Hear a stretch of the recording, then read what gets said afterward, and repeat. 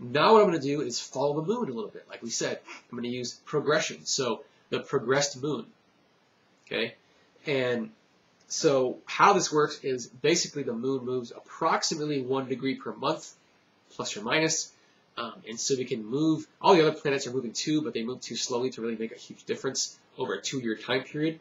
So the moon is what's going to really move quite a bit. It's going to move a sign or more in that 2-year period. So we're going to get a chance to see it moving. And it was at 26 degrees Aries at the moment this started. And since then, it's moved all the way through Taurus and into Gemini. And so we're going to follow that motion.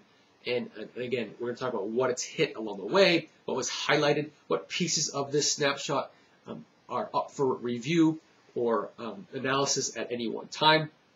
And so what I'll start with then is pretty much right after this started. So again, this is late October that this happened. Then mid-November to early December, plus or minus a month or so, there's a few week leeway here on either side.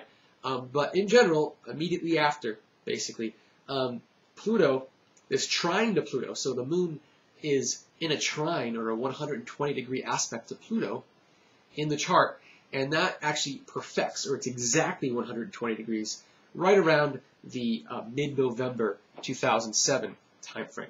And then the exact opposition to Mercury in the chart occurs around December 9th, 2007. So again, November, December, plus or minus. It's all basically right after this occurred. And so there's some sense that that there was a lot of communication going on. That's that Mercury aspect happening, as well as this rapid transformation, this smooth transformation. So some transformations are hard to deal with, and there's a lot of disruption and things. This would suggest a very smooth transition from one opportunity to the next.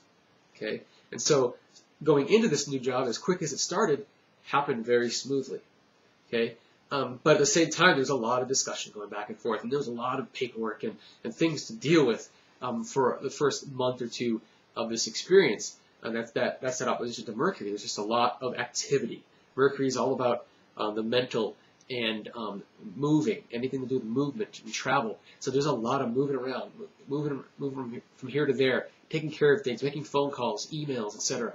Just a lot of busy work, in other words. And that would have been the experience basically during the holiday season of 2007, right, even past the new year into early 2008. And then in the whole time here, the moon was still in Aries, okay? But then we get into late January 2008. And so again, plus or minus, so maybe around Christmas time up till Valentine's Day, general time period of the early parts of 2008.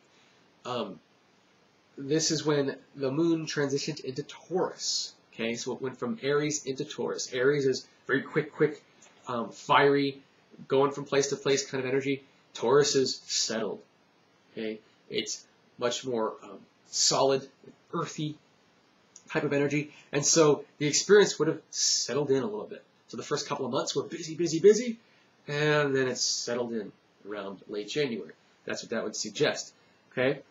Then around mid-March, plus or minus, this is when that full moon perfected in the chart. So, like we said, the full moon happened, about 8 to 10 hours after the experience happened, and so there is a gap between the time.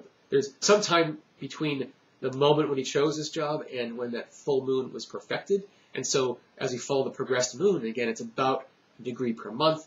So, as we follow this moon, it took about, say, 5 months or so, 5 or 6 months, till the point when that full moon actually perfected in the chart for this moment. And it's a little hard to understand, but I can explain it at another time.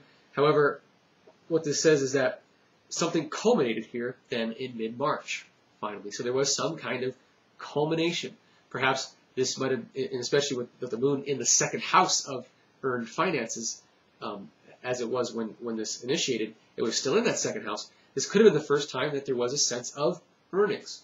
Okay, so there was a lot of work on the front end, and maybe the first sense of earnings came in the late winter, early spring of 2008.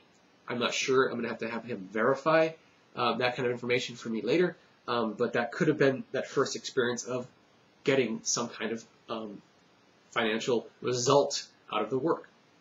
Okay, then we move into mid-June 2008, plus or minus, so May to July time frame, with June a little more heavy. And in that case, we have a perfecting trine, or a 120-degree angle, to Saturn. This is a solidification, okay?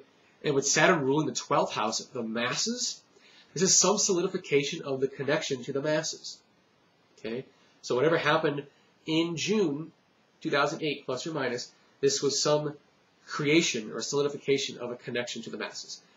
It wouldn't have been a lot of fanfare, you know, as far as like Aries energy, and that is a lot more in your face and noticeable. This is much more subtle. It's about just setting up the foundation for something. And so there would have been a creation around, again, June plus or minus 2008, that time frame, for creating a connection to the masses in some way. Then we move into mid-September 2008. So we're getting into the fall now of 2008. And at this point, we have a perfecting sextile, or 60-degree angle, to Mars, the planet of action. And in this case, Mars is the ruler of the second house of money. Okay, this could have been another time of experiencing more potential for like a new client or something, or some other experience of actually receiving money at this point.